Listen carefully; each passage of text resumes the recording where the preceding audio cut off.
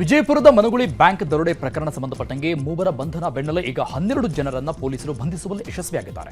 ಜೊತೆಗೆ ಕಳ್ಳರಿಂದ 39 ಕೆಜಿ ಕರಗಿಸಿದ ಬಂಗಾರದ ಗಟ್ಟಿ ಆಭರಣ ಸೇರಿ 1.16 ಕೋಟಿ ನಗದು ಸೀಸ್ ಮಾಡಿದ್ದಾರೆ. ಜೊತೆಗೆ 5 ಕಾರು, ರೈಲ್ವೆ ಇಲಾಖೆಯ ಲಾರಿ, ಬಂಗಾರ ಕರಗಿಸುವಂತಹ ಸಾಧನಗಳನ್ನು ವಶಕ್ಕೆ ಪಡೆದುಕೊಂಡ್ರೆ ದರೋಡೆಯಲ್ಲಿ ದೋಚಿದ್ದ 58.97 ಕೆಜಿ ಬಂಗಾರದಲ್ಲಿ 39 ಕೆಜಿ ಬಂಗಾರವನ್ನು ವಶಕ್ಕೆ ಪಡೆದಿದ್ದಾರೆ.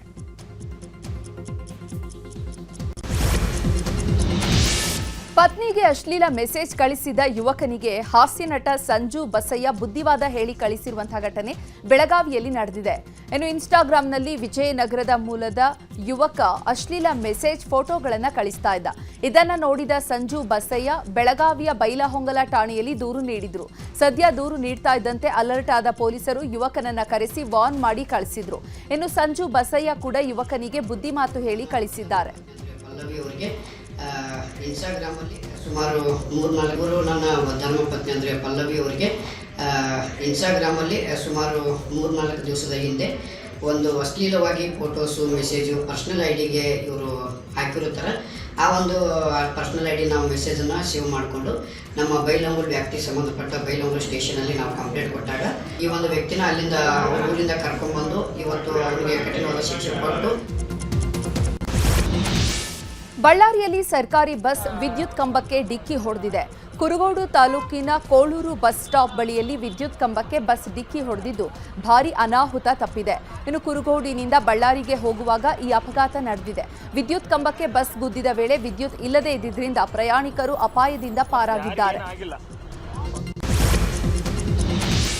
ಆಷಾಢ ಶುಕ್ರವಾರ ಹಿನ್ನೆಲೆಯಲ್ಲಿ ಇವತ್ತು ಲಕ್ಷಾಂತರ ಮಂದಿ ಚಾಮುಂಡಿ ಬೆಟ್ಟಕ್ಕೆ ಆಗಮಿಸಿದ್ರು. ಹೀಗಾಗಿ ದೇಗುಲದ ಬಳಿ ಭಾರೀ ನೂಕಾಟ ತಳ್ಳಾಟವಾಗಿದೆ. ಒಂದು ಕಡೆ ಗಣ್ಯರು ದೇವಿ ದರ್ಶನ ಪಡಿತಾ ಇದ್ರೆ, ಮತ್ತೊಂದು ಕಡೆ ಭಕ್ತರು ದರ್ಶನಕ್ಕಾಗಿ ನೂಕಾಟ ತಳ್ಳಾಟ ಮಾಡಿದ್ದಾರೆ. ವಿವಿಐಪಿ ಗೇಟ್ಗಳಿಗೂ ಭಕ್ತರು ನುಗ್ಗಿದ್ರು. ಇದರಿಂದ ಭಕ್ತರನ್ನ ನಿಯಂತ್ರಣ ಮಾಡೋದಕ್ಕೆ ಪೊಲೀಸರು ಹರಸಾಹಸ ಪಡಬೇಕಾಯಿತು. ಇನ್ನು ನೂಕಾಟ ಹೆಚ್ಚಾಗಿದ್ದರಿಂದ ಬೆಟ್ಟಕ್ಕೆ ಡಿಸಿ ಲಕ್ಷ್ಮೀಕಾಂತ್ ರೆಡ್ಡಿ, ಕಮಿಷನರ್ ಸೀಮಾ ಲಟ್ಕರ್ ಆಗಮಿಸಿ ಪರಿಸ್ಥಿತಿಯನ್ನ ನಿಯಂತ್ರಣ ಮಾಡಿದರು.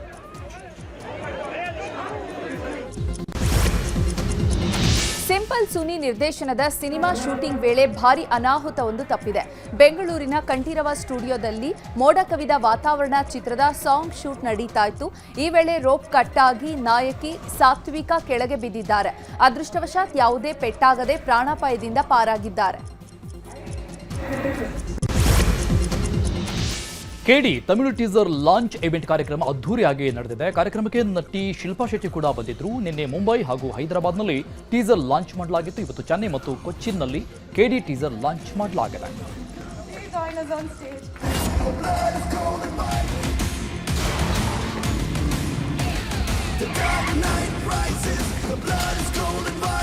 ಇನ್ನು ಇದೇ ವೇಳೆ ಕಮಲ್ ಹಾಸನ್ ಭಾಷಾ ವಿವಾದಕ್ಕೆ ಚೆನ್ನೈನಲ್ಲಿ ಪ್ರೇಮ್ ಧ್ರುವ ಸರ್ಜಾ ಖಡಕ್ ಉತ್ತರ ಕೊಟ್ಟರು. ನಿಮಗೆ ತಾಯಿ ನಾಡು ಹೇಗೋ ನಮಗೂ ಮಾತೃಭಾಷೆ ಮುಖ್ಯ, ಹಾಗಾಗಿ ಕಮಲ್ ಸಿನಿಮಾ ಮಾತ್ರ ತಡೆದಿದ್ದೇವೆ, ಅದನ್ನು ಬಿಟ್ಟರೆ ಬೇರೆ ಯಾವ ಉದ್ದೇಶ ಇಲ್ಲ ಅಂತ ಹೇಳಿದ್ದಾರೆ.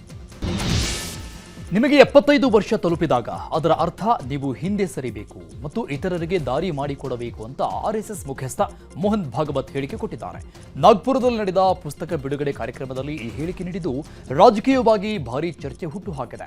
ಪ್ರಧಾನಿ ಮೋದಿ ಅವರಿಗೆ ಸೆಪ್ಟೆಂಬರ್ನಲ್ಲಿ 75 ವರ್ಷ ತುಂಬುವ ಹಿನ್ನೆಲೆಯಲ್ಲಿ ಈ ಹೇಳಿಕೆ ನೀಡಿದ್ದಾರೆ ಅಂತ ವಿಶ್ಲೇಷಣೆ ಮಾಡಲಾಗ್ತಾ ಇದೆ. ಇದಕ್ಕೆ ಕಾಂಗ್ರೆಸ್ ಟೀಕೆ ಮಾಡಿದ್ದು ಅದ್ಯಾಕೋ ಏನು ಪ್ರಧಾನಿ ನರೇಂದ್ರ ಮೋದಿ ಅವರ ಸಮಯ ಸರಿಯಿಲ್ಲ ಅಂತ ಕಾಂಗ್ರೆಸ್ ನಾಯಕ ಜೈರಾಮ್ ರಮೇಶ್ ಲೇವಡಿ ಮಾಡಿದ್ದಾರೆ. ರಸ್ತೆ ದುರಸ್ತಿ ಪರಿಶೀಲನೆ ಮಾಡ್ತಾ ಇದ್ದ ಅಧಿಕಾರಿಗಳ ಮೇಲೆಯೇ ಲಾರಿ ಪಲ್ಟಿಯಾಗಿದೆ. ಮಹಾರಾಷ್ಟ್ರದಲ್ಲಿ ಈ ಘಟನೆ ನಡೆದಿದೆ. ರಸ್ತೆ ಕಾಮಗಾರಿಯನ್ನ ಅಧಿಕಾರಿಗಳು ಪರಿಶೀಲನೆ ಮಾಡ್ತಾ ಇದ್ರು. ಈ ವೇಳೆ ಅದೇ ರಸ್ತೆಯಲ್ಲಿ ಬಂದ ಲಾರಿಯೊಂದು ರಸ್ತೆ ಕುಸಿದು ಪಲ್ಟಿ ಹೊಡೆದಿದೆ. ಅಧಿಕಾರಿಗಳು ಎದ್ದು ಬಿದ್ದು ಓಡಿದ್ದಾರೆ. ಈ ವಿಡಿಯೋ ಹಂಚಿಕೊಂಡು ಕಾಂಗ್ರೆಸ್ ಟೀಕಿಸಿದೆ.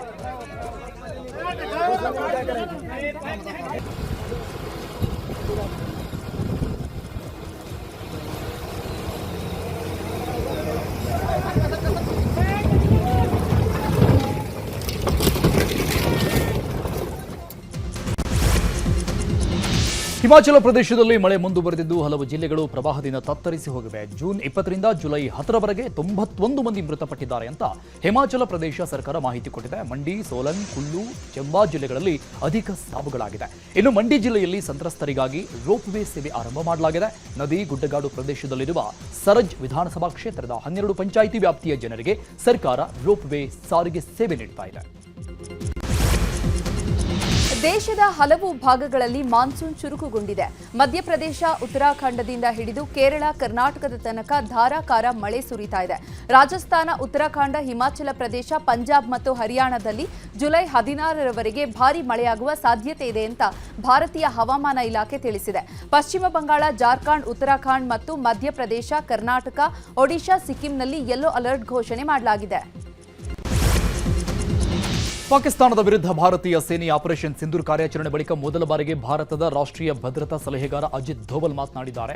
ಆಪರೇಷನ್ ಸಿಂಧೂರ್ ಸಮಯದಲ್ಲಿ ಭಾರತಕ್ಕೆ ಹಾನಿಯಾಗಿದೆ ಅಂತ ವಿದೇಶಿ ಮಾಧ್ಯಮಗಳಲ್ಲಿ ಹೇಳಲಾಗಿತ್ತು. ಪಾಕಿಸ್ತಾನದ ದಾಳಿಯಿಂದ ಭಾರತದ ಮೂಲ ಸೌಕರ್ಯಕ್ಕೆ ಆಗಿರೋ ಹಾನಿಗೆ ಒಂದೇ ಒಂದು ಪುರಾವೆ ಕೊಡಿ ನೋಡೋಣ ಅಂತ ಅಜಿತ್ ಧೋವಲ್ ಸವಾಲ್ ಹಾಕಿದ್ದಾರೆ. ಇದೇ ವೇಳೆ ನಾವು ಪಾಕಿಸ್ತಾನಿ ವಾಯು ನೆಲೆಗಳಿಗೆ ಹಾನಿ ಮಾಡಲು ಸಮರ್ಥರಾಗಿದ್ದೇವೆ ಅಂತಲೂ ಹೇಳಿದ್ದಾರೆ. ವಿದೇಶಕ್ಕೆ ಸಂಬಂಧಪಟ್ಟ ಸುದ್ದಿಯನ್ನ ನೋಡೋಣ. ಅಮೆರಿಕದಲ್ಲಿ ಅಕ್ರಮ ವಲಸಿಗರಿಗೆ ಜನಿಸಿದಂತಹ ಮಕ್ಕಳಿಗೆ ಪೌರತ್ವ ನಿರಾಕರಿಸಿದ ಅಧ್ಯಕ್ಷ ಡೊನಾಲ್ಡ್ ಟ್ರಂಪ್ ಅವರ ಆದೇಶಕ್ಕೆ ಅಮೆರಿಕದ ನ್ಯೂ ಹ್ಯಾಂಪ್ ಶೈರ್ನಲ್ಲಿರುವಂತಹ ಫೆಡರಲ್ ನ್ಯಾಯಾಧೀಶರು ತಡೆ ಹಿಡಿದಿದ್ದಾರೆ. ತಡೆಯಾಜ್ಞೆಯನ್ನ ವಿಧಿಸುವಾಗ ಇದು ಕಠಿಣ ನಿರ್ಧಾರವಲ್ಲ, ಪೌರತ್ವವು ಅತಿದೊಡ್ಡ ಹಕ್ಕು ಅಂತ ನ್ಯಾಯಾಧೀಶರು ಹೇಳಿದ್ದಾರೆ. ಅಮೆರಿಕ ಅಧ್ಯಕ್ಷ ಡೊನಾಲ್ಡ್ ಟ್ರಂಪ್ ಅವರ ಸುಂಕ ಸಮರ ಮತ್ತೆ ಮುಂದುವರಿತಾ ಇದೆ. ಆಗಸ್ಟ್ 1ರಿಂದ ಕೆನಡಾದಿಂದ ಆಮದು ಮಾಡಿಕೊಳ್ಳುವ ವಸ್ತುಗಳ ಮೇಲೆ 35% ರಷ್ಟು ಸುಂಕ ವಿಧಿಸುವುದಾಗಿ ಟ್ರಂಪ್ ಘೋಷಣೆ ಮಾಡಿದ್ದಾರೆ.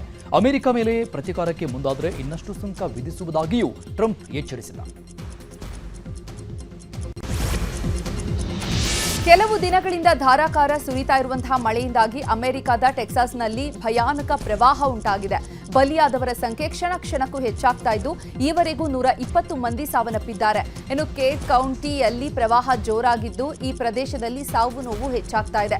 ಪ್ರವಾಹದಲ್ಲಿ ಸಿಲುಕಿದವರ ರಕ್ಷಣೆಗೆ ರಕ್ಷಣೆ ತಂಡಗಳು ಕಾರ್ಯಾಚರಣೆಯನ್ನ ನಡೆಸ್ತಾ ಇದೆ. ಪಾಕಿಸ್ತಾನದ ಬಲೂಚಿಸ್ತಾನ ಪ್ರಾಂತ್ಯದಲ್ಲಿ ಬಲೂಚ್ ಉಗ್ರರು 9 ಜನರನ್ನ ಗುಂಡಿಟ್ಟು ಕೊಂದಿದ್ದಾರೆ. ಝೋಬ್ ಜಿಲ್ಲೆಯ ಸುರ್ ಡಕ್ಕೆ ಪ್ರದೇಶದಲ್ಲಿ ಪಂಜಾಬ್ಗೆ ಹೋಗ್ತಾ ಇದ್ದ 2 ಬಸ್ಗಳನ್ನು ತಡೆದ ಉಗ್ರರು ಪ್ರಯಾಣಿಕರ ಗುರುತಿನ ಚೀಟಿಗಳನ್ನು ಪರಿಶೀಲಿಸಿ ಗುಂಡಿಟ್ಟು ಹತ್ಯೆಗೈದಿದ್ದಾರೆ. ಇನ್ನು ಈ ದಾಳಿಯ ಹೊಣೆಯನ್ನ ನಿಷೇಧಿತ ಸಂಘಟನೆಯಾದ ಬಲೂಚಿಸ್ತಾನ್ ಲಿಬರೇಷನ್ ಫ್ರಂಟ್ ಹೊತ್ತುಕೊಂಡಿದೆ.